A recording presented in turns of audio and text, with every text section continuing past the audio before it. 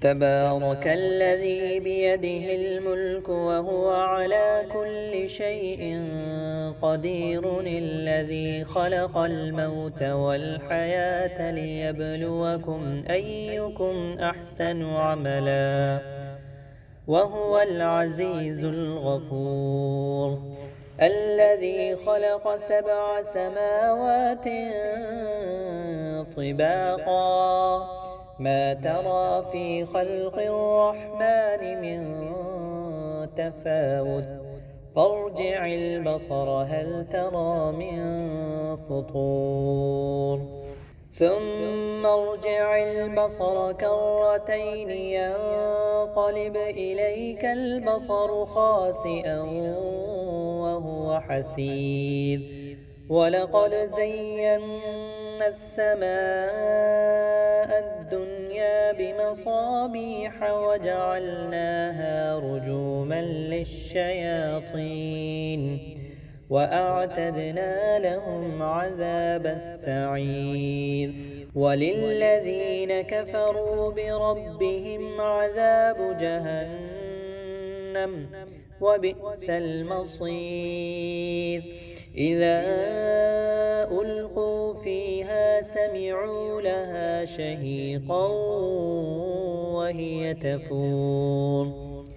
تكاد تميز من الغيظ كلما ألقي فيها فوج سألهم خزنتها ألم يأتكم نذير قالوا بلى قد جاءنا نذير فكذبنا وقلنا ما نزل الله من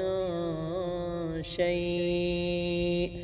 إن أنتم إلا في ضلال كبير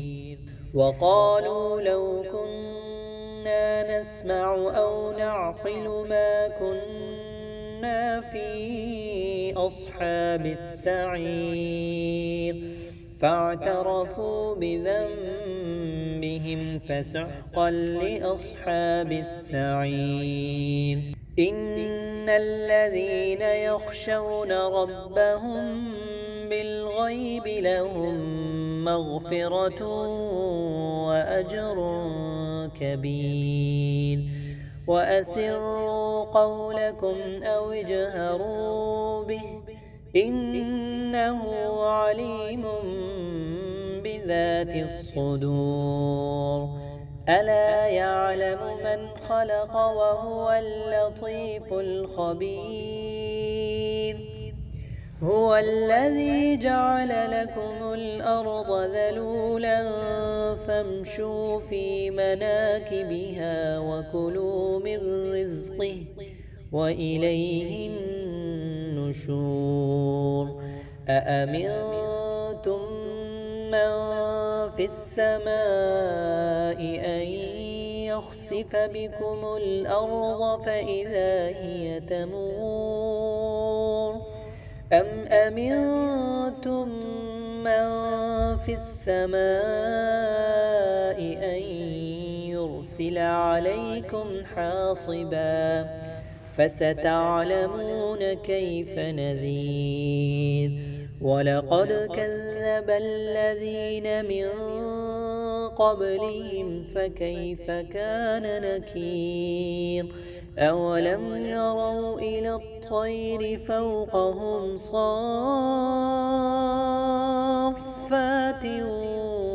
ويقبض ما يمسكهن إلا الرحمن إنه بكل شيء بصير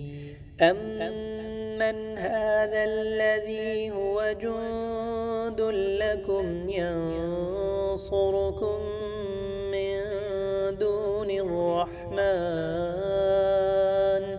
إن الكافرون إلا في غرور أمن هذا الذي يرزقكم إن أمسك رزقه بل لجوا في عتو ونفور أفمن يمشي مكبا على وجهه أهدى أمن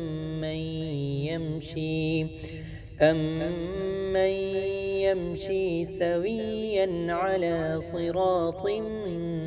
مستقيم قل هو الذي أنشأكم وجعل لكم السمع والأبصار والأفئدة قليلا ما تشكرون قل هو الذي ذرأكم في الأرض وإليه تحشرون ويقولون متى هذا الوعد إن كنتم صادقين قل إنما العلم عند الله وإنما أنا نذير مبين فلما رأوه زلفة سيئت وجوه الذين كفروا وقيل هذا الذي كنتم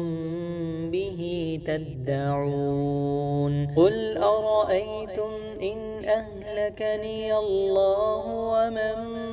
معي أو رحمنا فمن